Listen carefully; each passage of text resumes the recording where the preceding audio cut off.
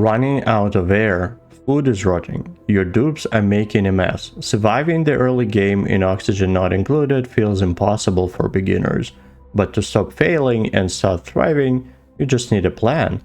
In this guide, we break down the 3 critical phases of development and teach you exactly how to avoid the mistakes that collapse 99% of new colonies.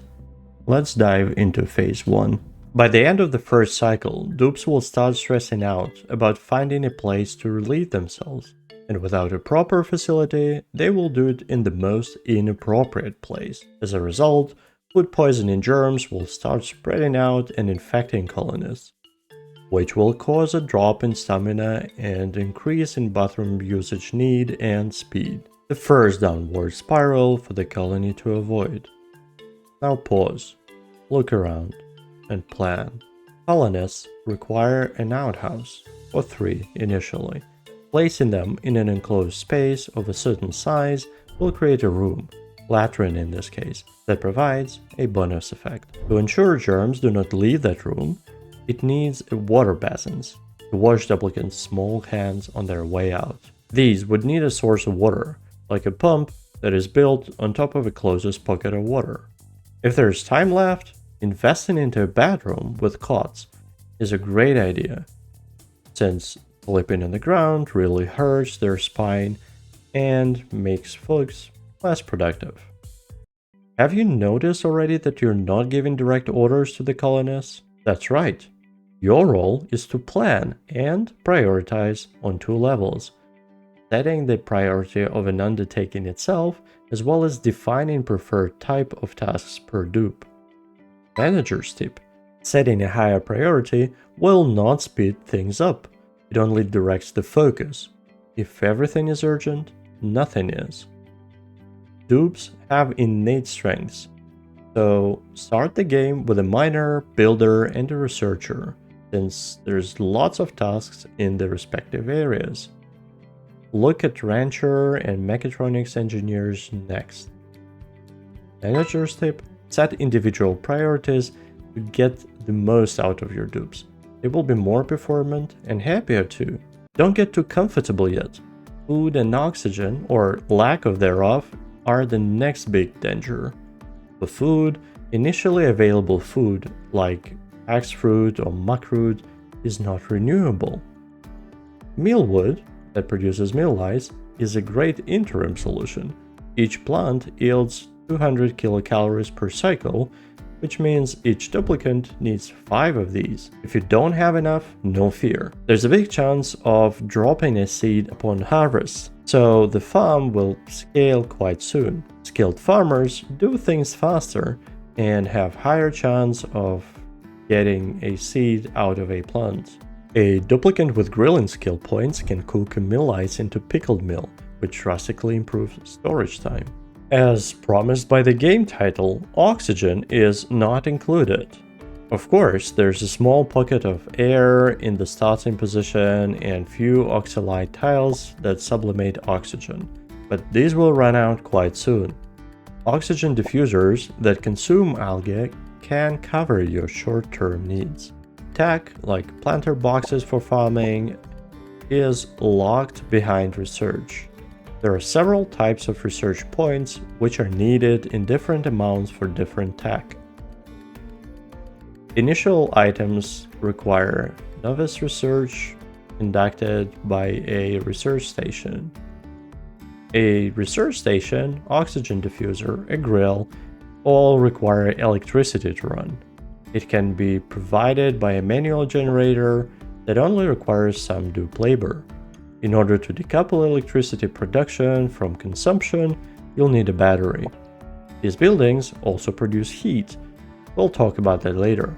For now, just don't build them too close to your plants, because plants survive in a very specific temperature range, which for mealwood is rather small.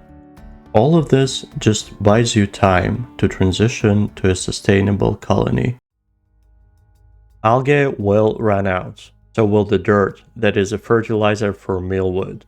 Manual generators produce too little electricity for too much effort.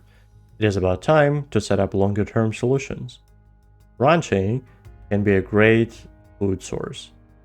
And as a bonus, it produces useful byproducts. Stone hatches, for example, excrete coal for generators. Not much, but a good start to cover at least part of your need. A couple of full wrenches can sustain a full generator. Other useful critters are Dracos for fiber, which is prerequisite for suits, and glossy Dracos for plastic, which is key for heat management. All eggshells can be converted to lime, which is needed for steel production.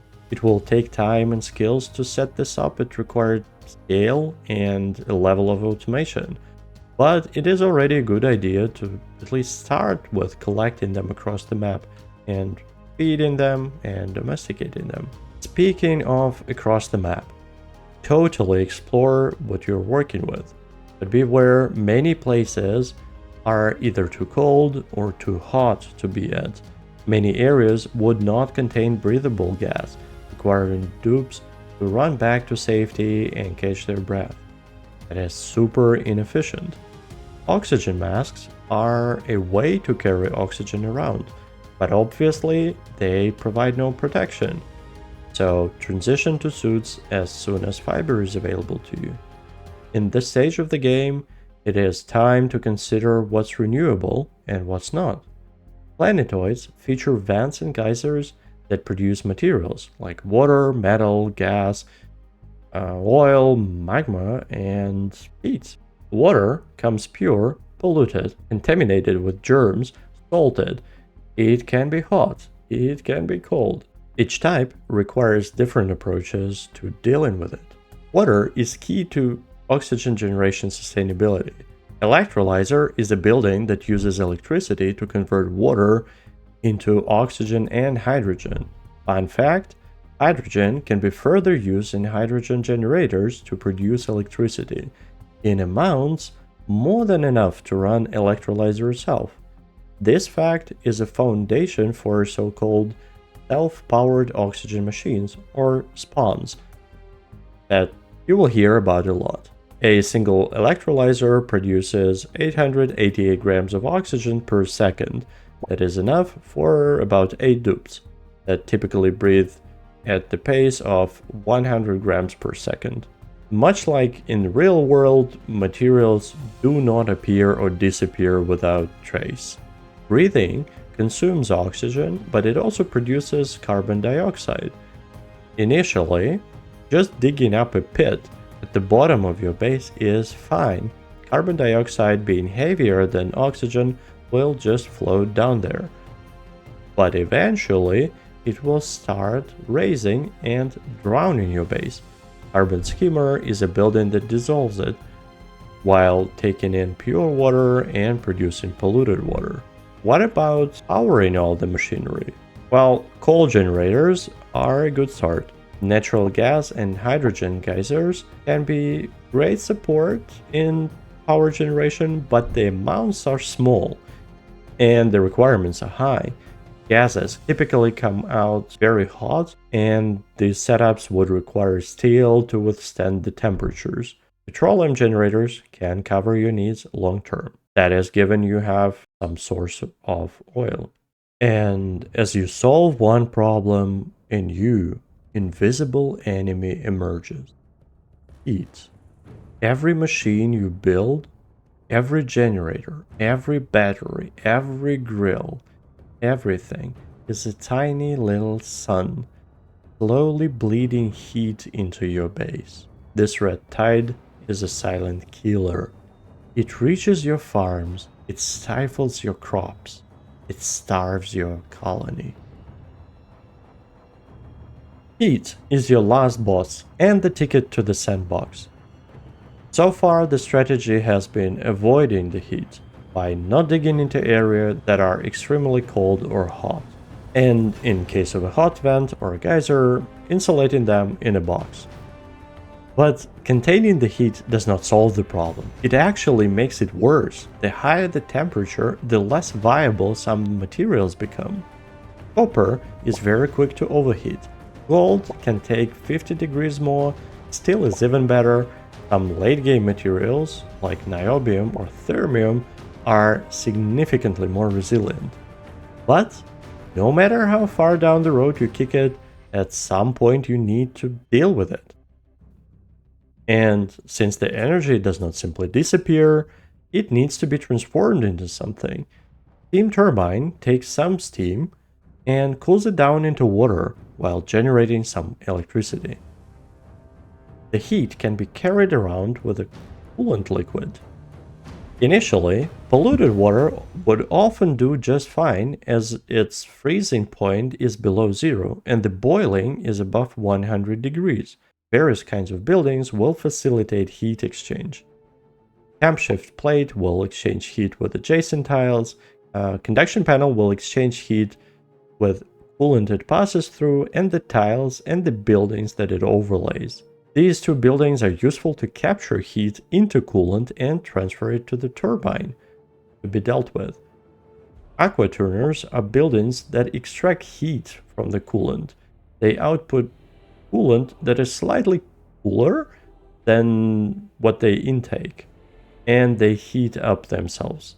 So submerged into steam and combined with the steam turbine, they are a cornerstone of Oni heat management. Thermal conductivity and capacity are important concepts, defining how fast something heats up and how much heat can be carried around. For now, don't bother. Late game supercoolant will have it all, which you will get once you have your space program. Speaking of the space program, given you haven't blundered anything critical, you have a sustainable colony, you've survived, and now the reward is the entire planetoid and all its surroundings. This is where the true sandbox begins and your saga really unfolds. The goal is no longer to survive, but to thrive in the ways you can't yet imagine, at least in theory. On this channel, we're exploring the ways of converting it into reality. Subscribe not to miss any of this and for deeper dives into various aspects of the game. Also, let me know in the comments what's your biggest struggle right now.